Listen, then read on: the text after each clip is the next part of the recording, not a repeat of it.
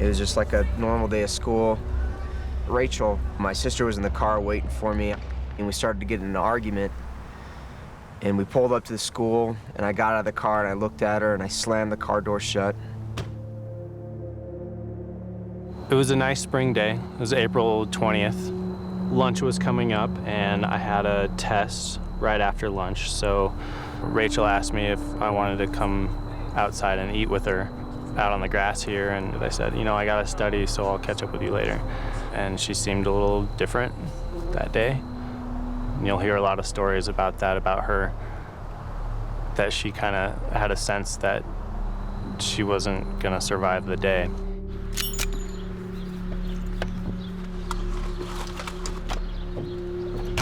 I had a test later that day, so I went to the library to study.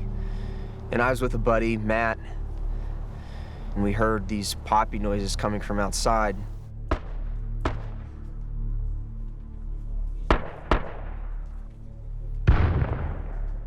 We thought it was some fireworks. We thought some seniors were pulling a prank. It was near the end of the school year.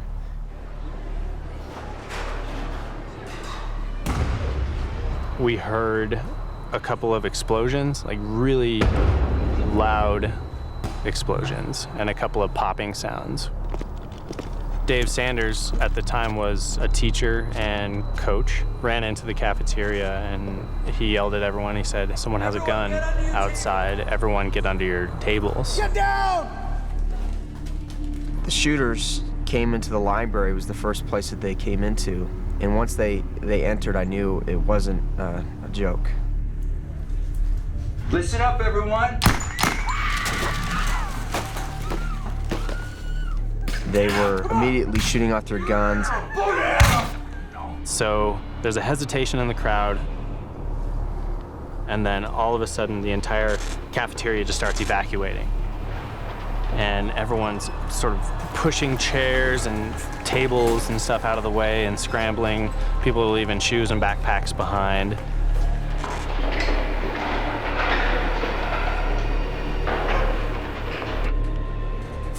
They went around the room and they were mocking people before they shot or killed them. They had a conversation with one girl about if she believed in God.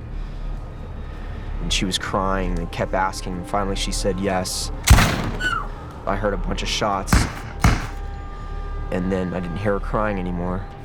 I'm trying to find the person who I'm sitting with at this table, and she's on the ground, and she crawls around this corner, and I follow her, and there's a whole bunch more explosions and gunshots going. It feels like it's just right here.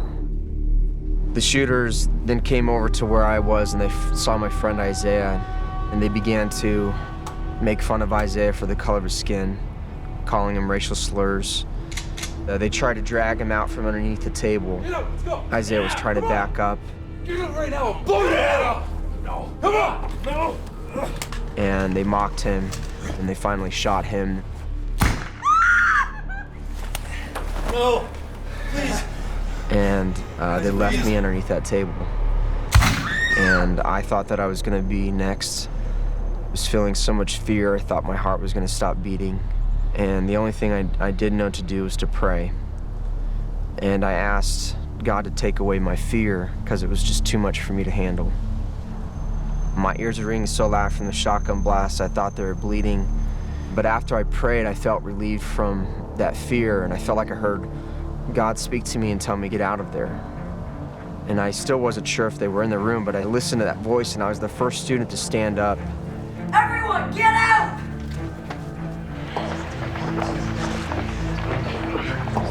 We run into the kitchen, and there's a door being held open.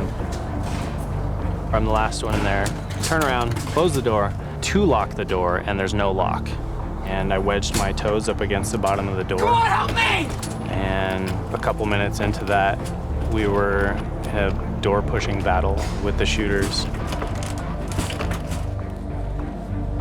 I helped pick up a girl who had been shot. She had had her shoulder blown off. A group of us ran out of an emergency exit. We ran outside. And there was a police car outside. We all ran behind that police car.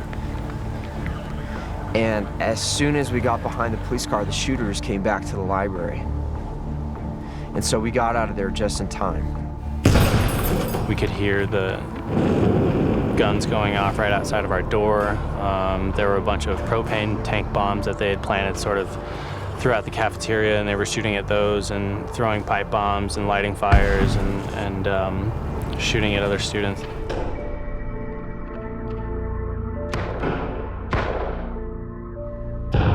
They end up running the school for, I think it's 42 minutes. It's a long time to hear gunshots and explosions.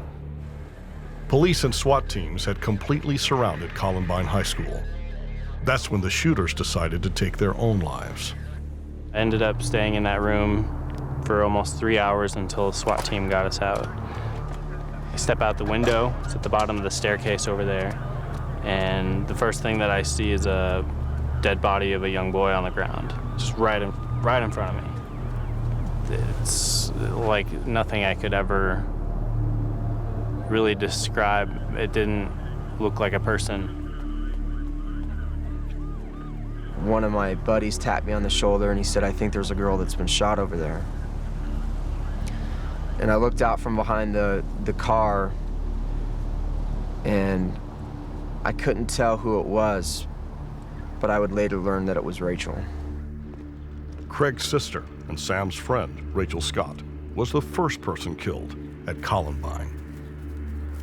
Rachel had been killed right outside the school library.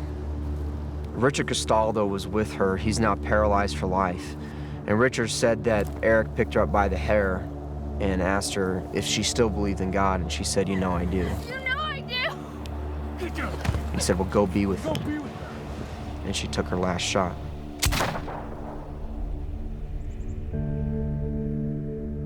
They killed people that had nothing to do with their pain or their anger, people that had never done them any harm.